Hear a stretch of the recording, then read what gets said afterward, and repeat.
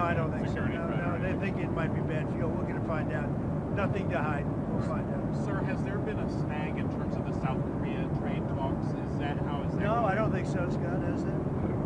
No, there's just a lot of details to work out. It's a very complicated deal, and I think we're very close. Do you expect to finalize that on Wednesday, or will it maybe not quite be done? I think not quite, but I think the overall framework is done. We're just getting crossing the T's, dotting the I's. That's what Ambassador Greer's team does, and nobody's better at it than they are.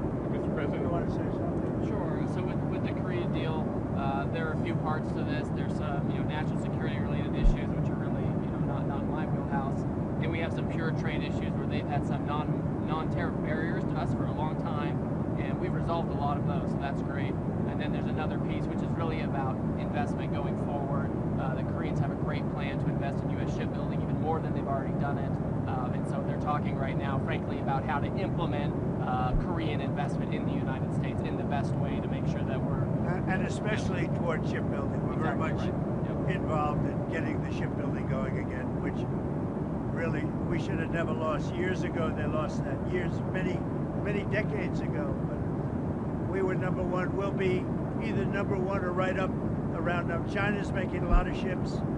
I take my hat off to them. Now, they wouldn't if we had that situation where we charged essentially a fee, but we're not looking to hurt their shipbuilding industry. Mr. President, are you concerned Have the Koreans asked for any visa guarantees after that immigration raid? No, but you know how I feel. I was very much opposed. Look, when they come in and they're making very complex machinery, equipment, things, they're going to have to bring some people in, at least at the initial phase. In that case, it was batteries. Batteries are very complex, and they're actually very dangerous to make. You can't just pick people off an unemployment line and say, we just, opened up a $2 billion battery factory. So we've got an understanding. And this is with the world. By the way, this is not just with South Korea. This is, when they come into our country, we have a lot of factories being built by foreign interests. When they come in, some of these factories make very, very complex, very highly sophisticated equipment. They've got to bring people in with them for a period of time. They'll teach our people how to do it, but even for a fairly long period of time, they're going to need expertise to be successful. And we're going to let people know, I'm letting them know right now, that when they come into our country, we can expect to see them bring in with them some very talented people that have been doing it for many years. They'll teach our people how to do it. Our people will be just as good as they are within a period of time, and it'll be a phase out. But we want them to bring in experts, and that's the way it is. Mr. President, what visa would they come under, and how long would We're going to have that set. We're doing a whole new plan for that. But what you can't expect, let's say they come in, for instance, we have massive number of chip companies, in particular one, the biggest by far, the biggest in the world, coming in. You can't expect them to make unbelievably complex chips and computers and other things and pick people off the unemployment line that haven't worked in 5 years. But we're going to, so I want them to come in with talented people, and they're going to, it'll be a phase out, a slow phase out. Did I hear you right that you said you were opposed to the way that raid in Georgia was handled? I was opposed to getting them out. And in fact, before they got out, they were pretty well set. But before they got out, I said they could stay. They went, they left, and they're going to be coming back. Right. Did you see the results from the Argentina election? It looks like Milei's party. Wow, what a great question that is. I love that question because that was a big win. In Argentina, I want to congratulate the victor, and he was a big victor, and he had a lot of help from us. He had a lot of help. I gave him an endorsement, a very strong endorsement, and it was really unexpected to have a victory of that. Some people thought it would be hard to win, and not only did he won by a lot. So Argentina, that was a great thing, and I give Scott and I give Jameson, everybody, Marco, a lot of credit for that because, we are sticking with a lot of the countries in South America. We're focused very much on South America, and we're getting a real strong handle on South America in a lot of ways, including the fact that we don't want their drugs. We don't want drugs coming into our country, and you're seeing that. You had suggested that you might not proceed maybe with the swaps plan or with the changes to beef purchases, depending we'll see. election. We'll see. We're going to take care. Look, we're going to take care of our ranchers one way. That we have two situations. The ranchers for 35 years have done very poorly. The cattle people, they've done very, very poorly, and now they're doing well, but the price is up. So what I can see happening is we're going to take some beef because I have to get the price down. I want to get most prices are down. If you look at energy and all the, I have things down, but beef is high, and the cattle ranchers are doing good. They backed me from day one. What we're going to do is we're going to make sure that they don't get hurt, but we have to also make sure that I get the prices down. I want to get the prices down like I did with eggs, like I did with lots of others. We had a couple of them where when I first took over, eggs were double and quadruple what they were. That was Biden's fault. A lot of this is Biden's fault too. And we're going to get the price of beef down, and I'm going to make sure the cattle ranchers don't get hurt. Mr. President, you talked about North Korea on your way here. Have you heard anything back from I haven't mentioned it. I haven't said anything, but I'd love to meet with him if he'd like to meet. I got along great with Kim Jong-un. I liked him. He liked me.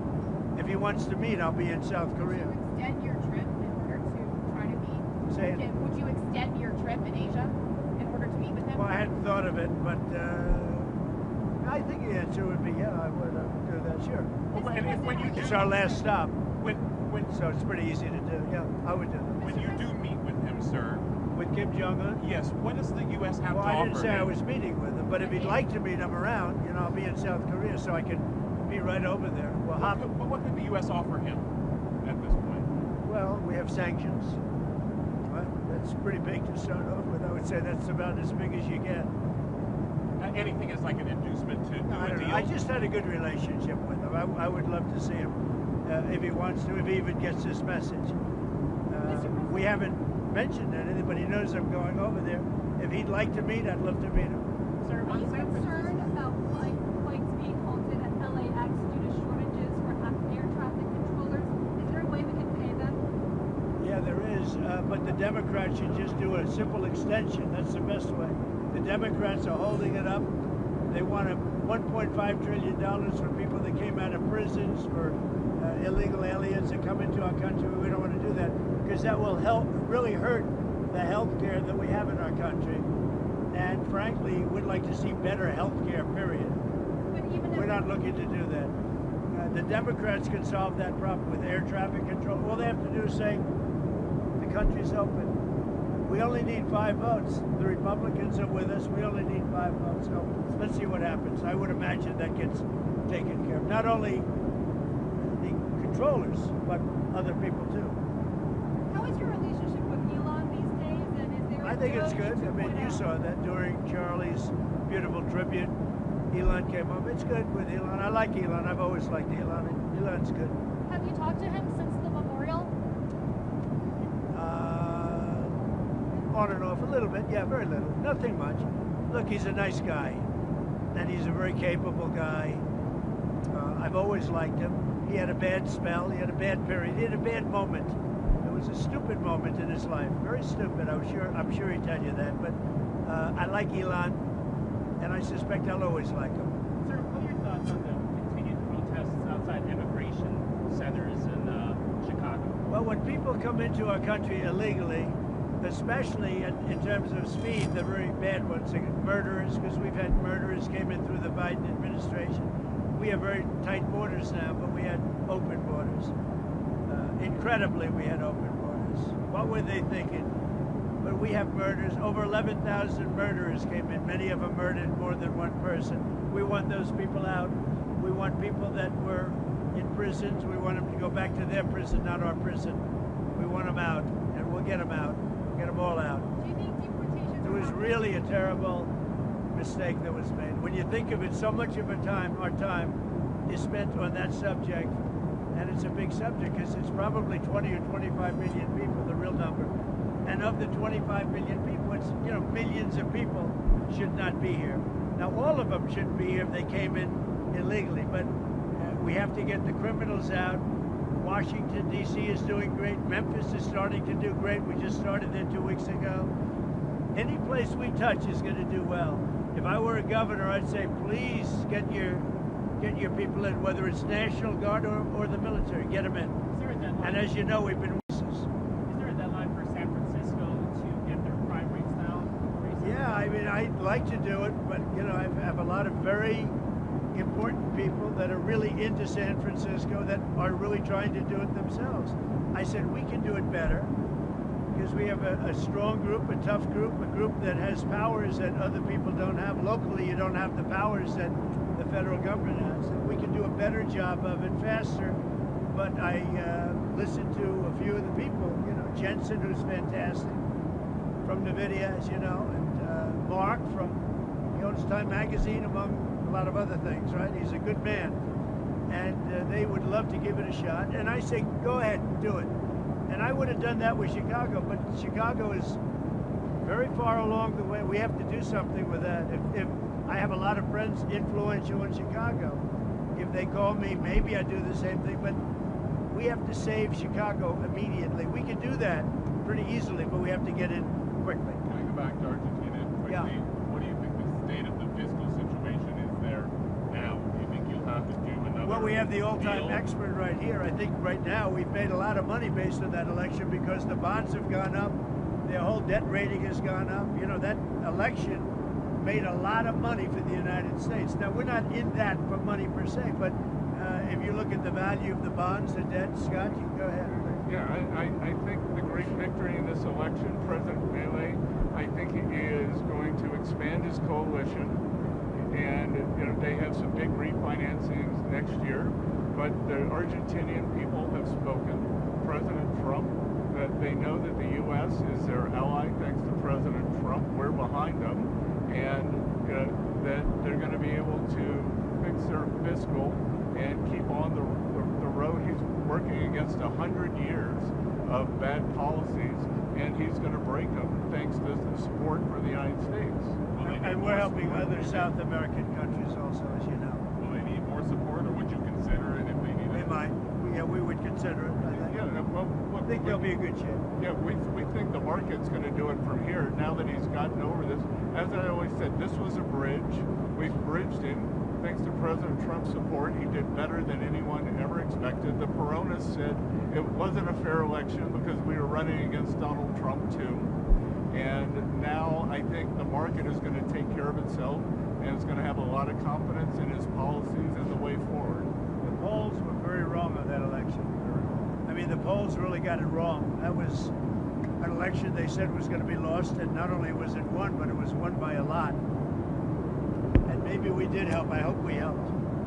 Sir, for you or Secretary Rubio, over the weekend, Israel assassinated a military official of the Palestinian Islamic Jihad movement. Does that violate the ceasefire law between Israel and Hamas, or are they treated as a separate group? You're talking about the strike against the Palestinian Jihad individuals? Yes. Yeah, look, Israel didn't surrender its right to self-defense. Obviously, the ceasefire is based on obligations on both sides. By the way, we'd also like to see Hamas speed up the return of hostage bodies. We still have 13 hostages, 2 Americans included. But we don't view that as a violation of the ceasefire. They have a right. There's an imminent threat to Israel, and all the mediators agree with that. How transparent is the Trump administration? You got Scott, you got Jameson, you got Marco. We're not saying you please don't ask this question. You can ask anything you want. There's never been anything like this. Do you agree with that? Well, I just wanted to ask a clarifying question from my earlier thing. You said 5 Fed candidates. That's Waller, Hassett, Warsh, Ryder, and Bowman, right? Reader, and Bowman.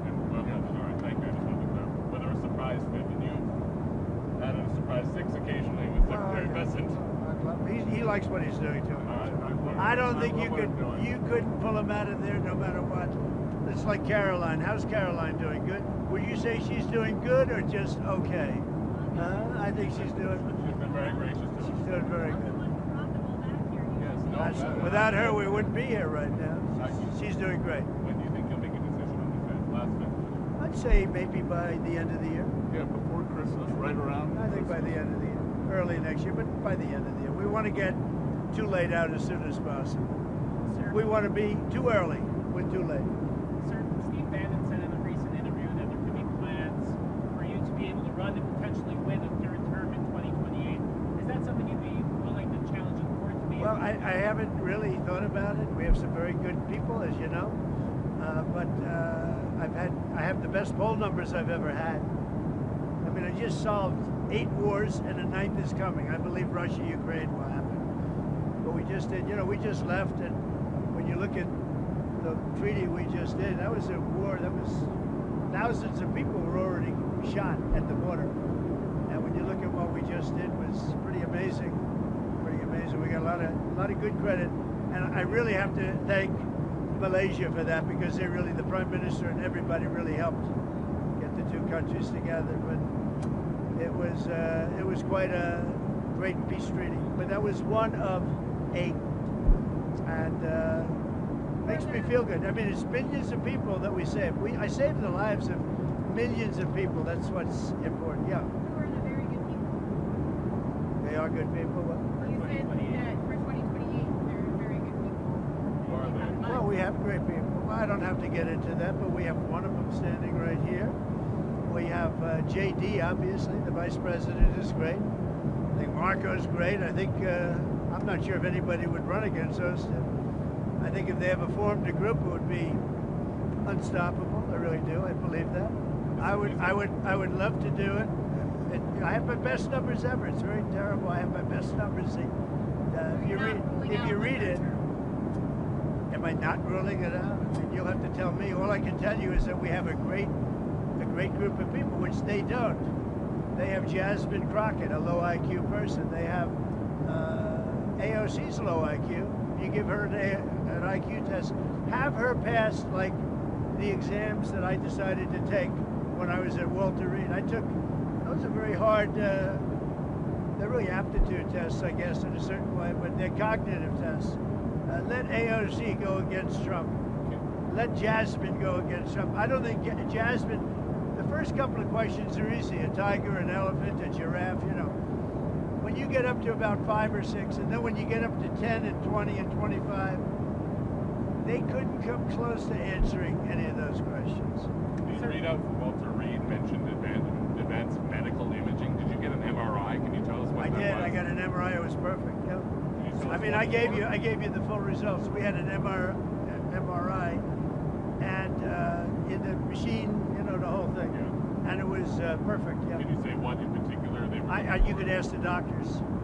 In fact, we have doctors traveling with us, but I think they gave you a very conclusive. Nobody has ever given you reports like I gave you. And if I didn't think it was going to be good, either I would let you know negatively, I wouldn't run, I'd do something. But the doctor said some of the best reports for the age, some of the best reports they've ever seen. One theory on how you might try to serve a 3rd term is that you could run as the vice president. Yeah, I'd be allowed to do that. Is it the White House or the White House councils or your legal position? I No, guess, you'd be allowed to you could do that, but I wouldn't. I wouldn't do that. I think it's You're ruling that it's out. too cute. Yeah, I would rule that out because it's too cute. I think the people wouldn't like that. It's too cute.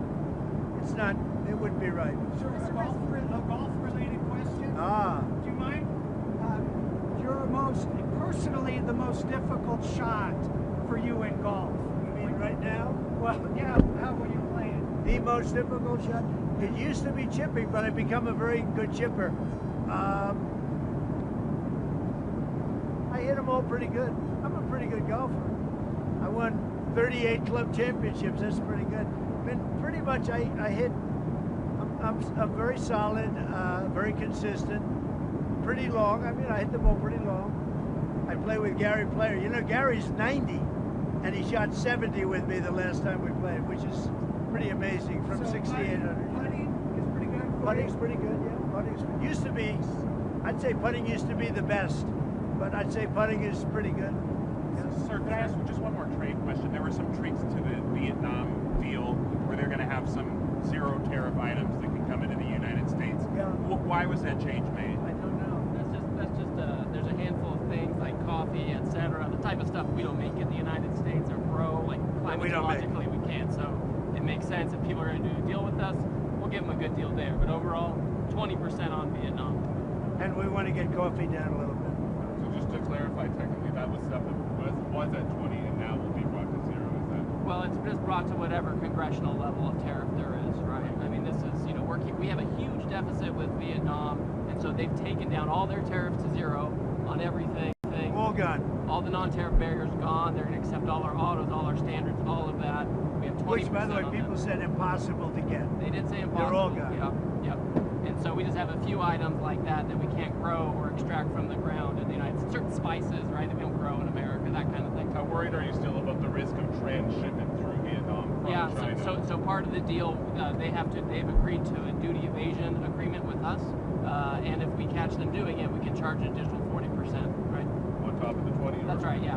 And that's an executive order that's already in place. So, yeah. You guys have a very interesting couple of days. We have Japan, and then we have South Korea, but we have China coming, and it's going to be very interesting.